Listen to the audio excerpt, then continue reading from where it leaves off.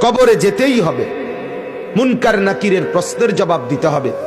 উত্তর দিতে পারলে সুখ মিলবে, প্রশ্নের জবাব না দিতে পারলে দুঃখ মিলবে, আযাব মিলবে। হাসরের ময়দানে আমার হাতে আমলনামা দিবে, আর আমার জিন্দেগীর সমস্ত কৃতকর্মের হিসাব দিতে হবে। মিজানের পাল্লায় মাপা হবে, আল্লাহ তাআলার মুখোমুখি হইতে হবে, ফুলসিরাত পার হইতে হবে, জান্নাত কিংবা জাহান্নামে যেতে হবে।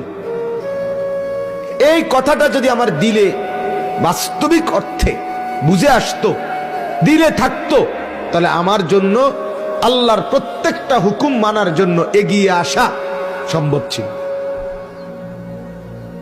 নিষেধগুলো থেকে বাঁচা সম্ভব ছিল। আমি আগায়